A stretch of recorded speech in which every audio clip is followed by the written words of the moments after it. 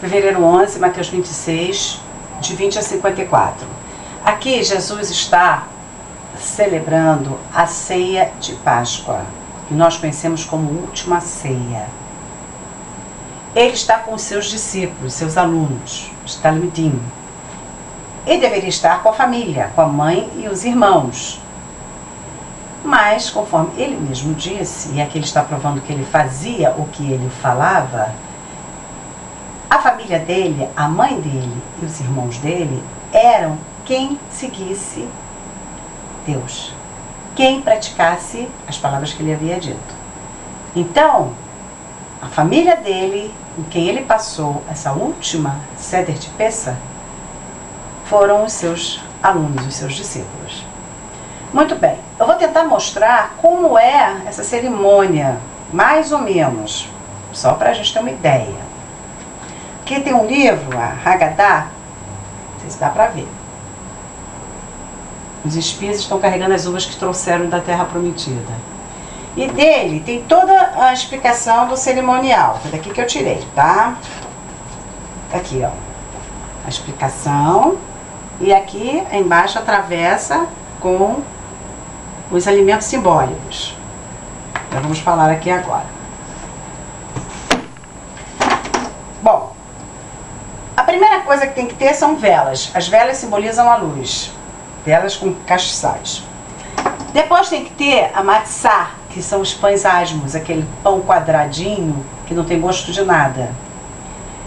São 3 daqueles que são embrulhados em guardanapos. Depois, vinho tinto. Copos, um para cada adulto.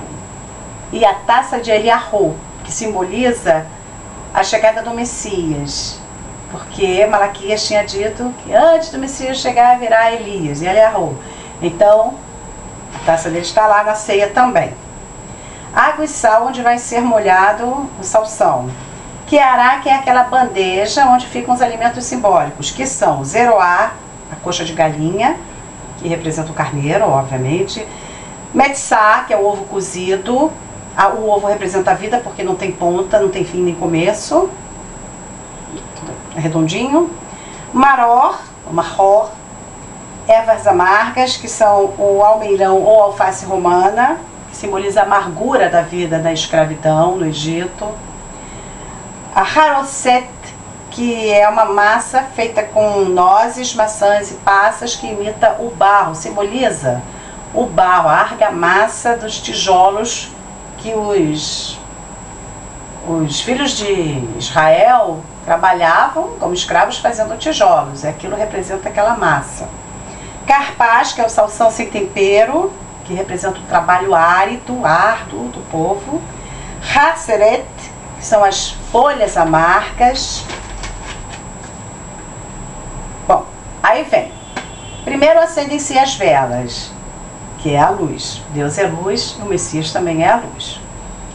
Essa ordenança vem da luz maior que é Deus. Depois o dono da casa, antes de sentar, deve fazer isso, né? Abrir a porta e anunciar: todo que tem fome, venha comer. Por quê? Porque lá em Êxodo 12, 3 e 4, diz assim: cada um tome para si um cordeiro, mas se a família for pequena, para um cordeiro chame o vizinho. Se você tiver comida sobrando, chame quem não tem para dividir com você, para não precisar desperdiçar. Depois enche a primeira taça de vinho e faz a bênção de vinho, a brahá do vinho. É uma bênção especial, uma oração. Lava as mãos, isso o dono que está conduzindo. No caso seria Jesus. Mergulhe o carpaz, que é o salsão, na água com sal. Faz a quebra da matzá, a primeira. Quebra em 2, dá um pedaço para uma criança. Eles dizem que é uma brincadeira, só que essa brincadeira, ela representa o Messias. E a criança então só entrega a metade da matzá no final da ceia, mas tem que pagar um resgate. É o resgate que o Messias vai pagar por nós.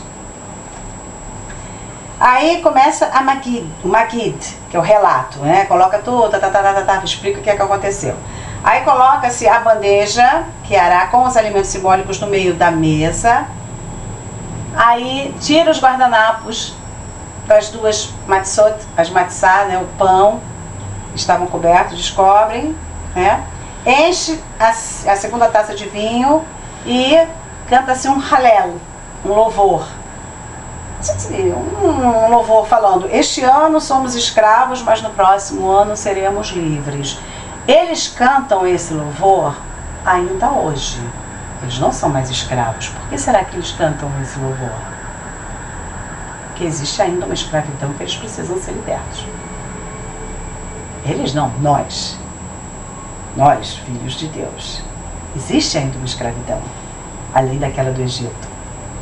Por isso que se canta isso. Este ano somos escravos, mas no ano próximo seremos livres.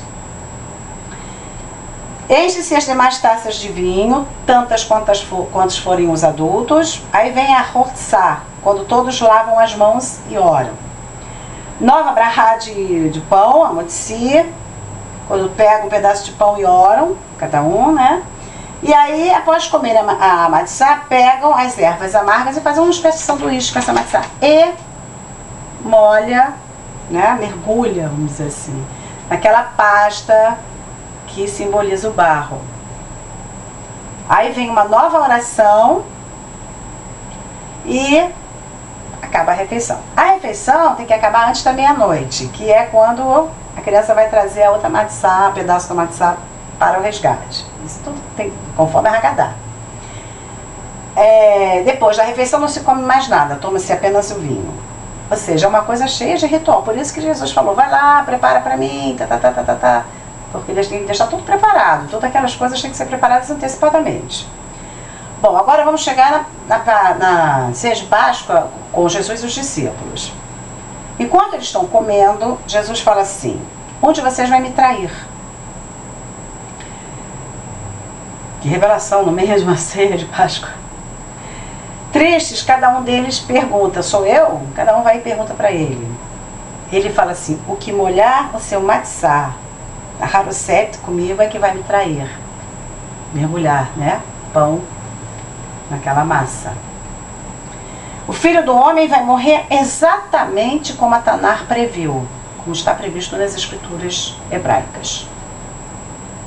Mas ai daquele por intermédio de quem o filho do homem está sendo traído. Melhor que ele não tivesse nascido. Essa frase de Jesus põe por terra essa teoria louca que andam inventando aí, de que Jesus determinou, mandou o discípulo dele traí-lo. Tem uma ideia aí que corre, que, na minha opinião, é simplesmente para vender. Porque isso não faz o menor sentido. Jesus não ia falar isso, mandar uma pessoa traí-lo e depois dizer para ele: coitado de quem me trair. Isso não combina. Vai lá, me trai, hein? Aí, olha, coitado de quem me traiu. Isso não combina com Jesus. O traidor perguntou: por acaso serei eu? Jesus disse: são tuas as palavras. Enquanto comiam, Jesus pegou a matzá sem fermento e fez a brahá do pão. Baruch atah Adonai Eloheinu melech haolam, motzi ele min haaretz. Partiu e deu aos discípulos. E ele disse assim: peguem e comam. Este é o meu corpo. E em seguida ele falou, fez a brahá do vinho, que tem uma bênção especial para vinho, deu aos discípulos e disse: bebam todos, porque este é o meu sangue, o sangue da nova aliança, da Berit Hadashah, a aliança que Jeremias disse que Deus faria.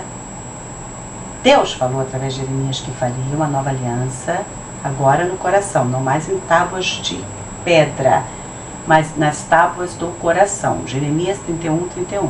Jesus está falando: tomem esse vinho, que ele representa o meu sangue. O sangue da nova aliança. Por quê? Quando foi feita a velha aliança, vocês se lembram? Moisés pegou o sangue do cordeiro e aspergiu no povo e no altar que ele havia erigido. A primeira aliança foi feita com o sangue do cordeiro. A segunda aliança também foi feita com sangue.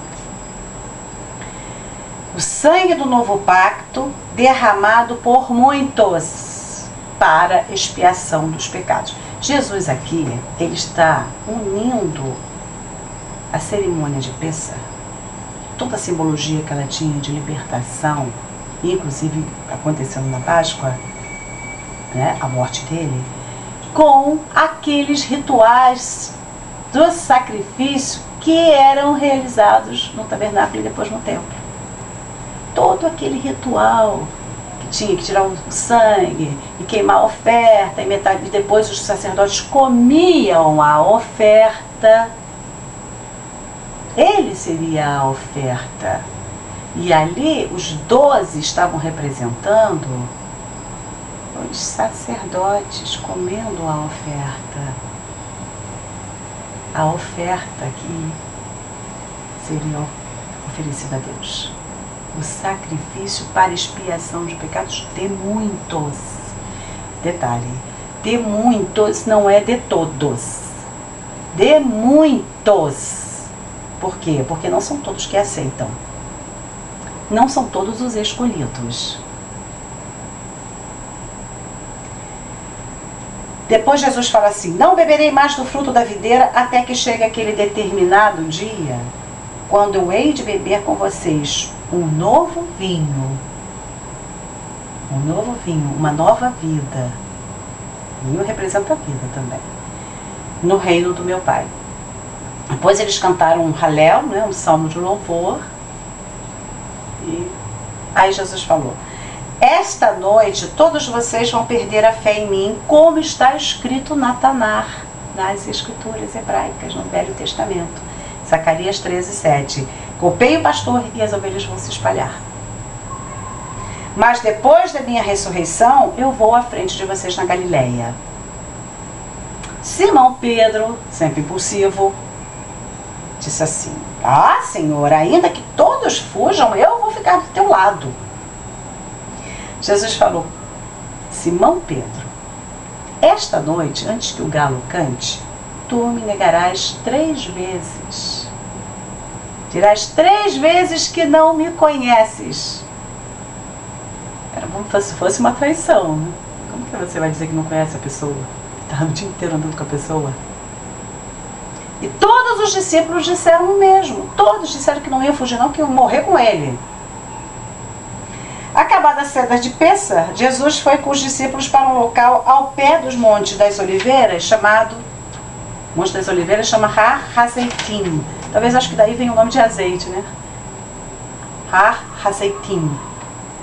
Esse local ao pé do Monte das Oliveiras chama-se Getsemane. Getsemane, que é espremer as olivas. Ali, a alma de Jesus ia ser espremida, como se espremiam as azeitonas. Tudo tem simbolismo, tudo é ligado, impressionante.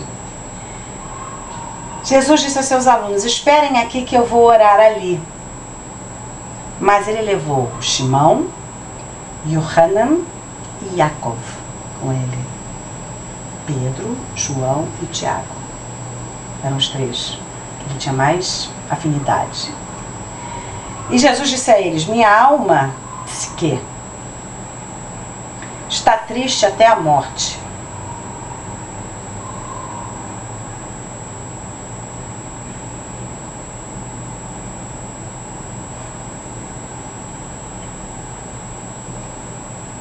Fiquem comigo acordados. Andando um pouco à frente, ele se ajoelhou e, orando, disse: meu Pai, se for possível, que este cálice passe de mim, contudo, que sempre seja feita a tua vontade e não a minha. Que não seja como eu quero, mas como tu queres. E voltando para os alunos, encontrou-os dormindo. Por que eles estavam dormindo? Eles haviam feito uma ceia, muita comida, bebida. Eles tinham andado muito, eles só andavam a pé. Estavam super cansados, já era noite. Estavam com sono, eles não aguentavam. Por causa das coisas dessa vida, né, desse mundo. Comida e bebida. Mas ele disse a Simão Pedro: mas nem uma hora vocês aguentam ficar comigo acordados? Acordem, fiquem atentos, vigiem e orem, para que vocês não entrem em tentação. Porque o espírito está pronto. O espírito está pronto, mas a carne é fraca. Por isso que a gente tem que estar sempre vigiando e orando. Paulo depois vai dizer: quem está de pé, acautele-se para que não caia. A gente não pode, em momento nenhum, descuidar. Porque a natureza humana é fraca, é corrompida, é capaz de qualquer coisa. Se a gente não estiver o tempo todo orando e vigiando, a gente cai. Jesus voltou a se retirar e de novo orou a Deus: meu Pai, se não é possível passar de mim este cálice sem que eu o beba, o cálice era todo o sofrimento que ele ia passar. Ele sabia que ele ia passar. Então que seja feita a tua vontade. Mesmo ele sabendo que ia passar tudo aquilo que ele passou, ele falou: a minha vontade não é passar isso. Ele não tinha vontade de passar. Quem vai ter vontade de passar o que ele passou? Mas ele falou: que seja feita a tua vontade sempre, não a minha. Essa é a mensagem. A vontade de Deus tem que ser sempre prevalecente na nossa vida, acima da nossa vontade. Como foi com Abraão. Abraão é o pai da fé, porque ele obedeceu. Jesus é quem é porque ele obedeceu. A obediência é a coisa mais importante no relacionamento com Deus. Deus não quer que a gente tenha medo dele. Ele quer que a gente tema reverencialmente, obedecendo. Como Abraão. Abraão obedeceu e ele foi considerado justo, porque ele creu e obedeceu. Deus disse. E olha o que Abraão recebeu. Um homem de 100 anos, ter um filho que hoje é um povo, da onde veio o Messias, que gerou milhões de filhos na fé, filhos de Abraão. Por quê? Porque esse é o propósito. Essa é a mensagem que Deus está passando para nós. Creia em Deus, obedeça, e as bênçãos virão. Abraão creu, obedeceu, e que bênção que veio para ele, um homem velho, à beira da morte. Ele não teve medo de nada. Deus falou: sai e vai para onde eu vou te mostrar. Ele nem quis saber para onde que ele ia, largou tudo e foi atrás da voz de Deus. Abandonou tudo, todos os seus amigos que ele tinha, a terra, tudo. Deus quer de nós obediência, e é isso que Jesus veio mostrar. Não seja feita a minha vontade, mas a tua. Voltando, ele tinha orado já, né? Encontrou-os de novo dormindo, porque seus olhos estavam pesados. Deixando-os de novo, foi orar pela terceira vez. Olha a angústia que ele estava extremamente angustiado. Ele ia, voltava, repetindo as mesmas palavras. Depois ele voltou aos discípulos: vocês dormem e descansam? Mas agora é chegada a hora do Filho do Homem ser entregue nas mãos dos pecadores. Nós, todos nós. Jesus foi entregue nas mãos dos pecadores. Está escrito. Pecadores somos todos nós. Não é fulano, beltrano, ciclano. Todos somos pecadores. É por nós todos, pecadores, que ele foi entregue. E ele foi entregue porque ele quis. Porque ele mesmo disse: se eu não quisesse, eu oraria, Deus mandaria os anjos. Ele não queria passar o que ele passou. Mas se ele não se submetesse, se ele não negasse a si mesmo, porque ali ele estava dando uma lição do que ele realmente estava pregando, se ele não negasse a si mesmo, a vontade dele era não participar daquilo, ele não queria. Mas ele passou por cima dele, da vontade dele, negou a si mesmo, passou por cima do seu egoísmo para a felicidade dos outros. Esse é o exemplo que Jesus está nos dando. Para que hoje milhões pudessem ter uma vida melhor. Milhões. Lá em Isaías 53 está escrito: depois a sua alma vai ver o fruto do seu sacrifício. Somos nós. O fruto, o produto que produziu essa ação, essa atitude dele.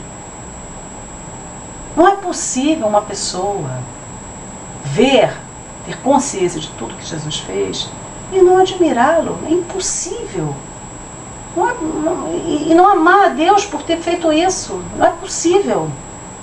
Você não amar a Deus violentamente, com todo o teu coração, mais até do que Ele manda, quando você percebe tanto de sofrimento que Ele passou para mostrar o amor dele e para nos ensinar como é que nós podemos fazer para voltarmos a ter relacionamento com Ele, intimidade com Ele, como nós tínhamos no início, quando Ele nos criou.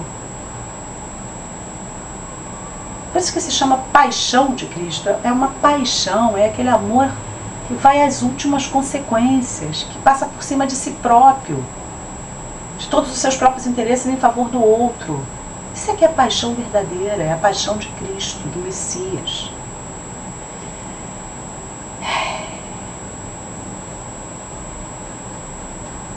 Enquanto Jesus falava com os discípulos, o traidor chegou. Com ele veio uma grande multidão carregando espadas e pedaços de pau. Todos enviados pela cúpula religiosa, pela elite, pelos poderosos. O grupinho que estava no poder se sentia ameaçado por Jesus. É como na vida, no trabalho. Sempre tem aquele grupinho que quando vê que alguém tem competência, pode ameaçar o lugar, dá um jeito de atrapalhar, de tirar a pessoa dali. Persegue a pessoa, cria problema, dá punição para a pessoa, que a pessoa não fez nada, mas fica perseguindo. Porque tem medo de perder um lugar. Foi o que fizeram. Continua sendo a mesma coisa, não mudou nada. O traidor tinha dito que identificaria Jesus com um beijo. E aproximando-se de Jesus, ele disse: Shalom, Rabi. Shalom é paz. Porque em Israel, quando você fala shalom, é como se oi, hi, tudo bem? Shalom, shalom. Shalom, Rabi, beijou. Jesus fala assim: amigo. Ele sabia tudo que o cara estava fazendo. Chamou ele de amigo. Vieste junto para quê? Por que você veio junto? Você não precisava ter vindo, era só você dizer que eles vinham. Isso deve ter doído, hein? Isso deve ter doído lá no coração do traidor. Por que você veio junto? Lama. Nisso os homens chegaram e pegaram Jesus. Um dos que estavam com Jesus sacou de uma espada e cortou a orelha de um dos que serviam no templo, que estavam prendendo Jesus. Porque todos que serviam no templo tinham que ser perfeitos, não podia ter um defeito. Quando cortasse a orelha, ele não poderia mais servir no templo. Depois um outro evangelista vai dizer que Jesus curou, né? Colocou a orelha no lugar e curou. Mas aqui, Mateus diz assim: Jesus o repreendeu falando: não, guarda a tua espada, porque todos os que fazem uso da espada serão mortos pela espada. Todos os que fazem uso de armas para resolver seus problemas serão vítimas de armas. É isso que ele está dizendo.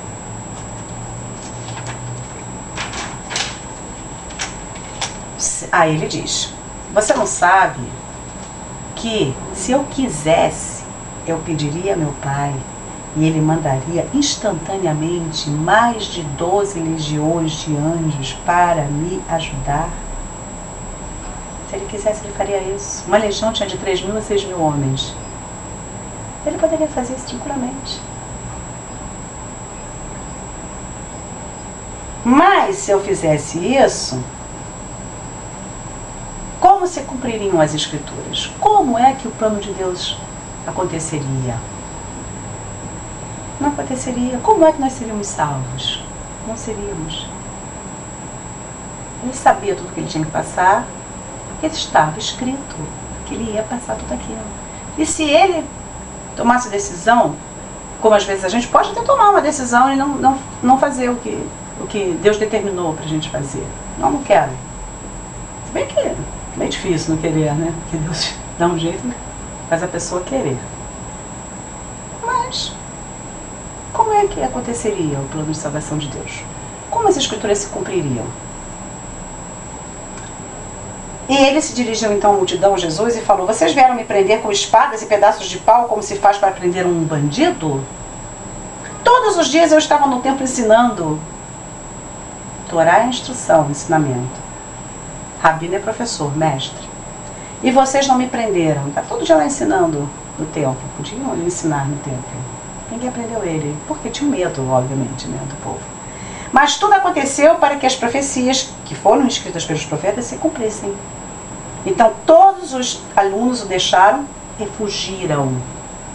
Fugiram com medo. Os homens todos fugiram com medo, os discípulos dele. Inclusive Pedro. Jesus foi traído e abandonado por todos os seus amigos.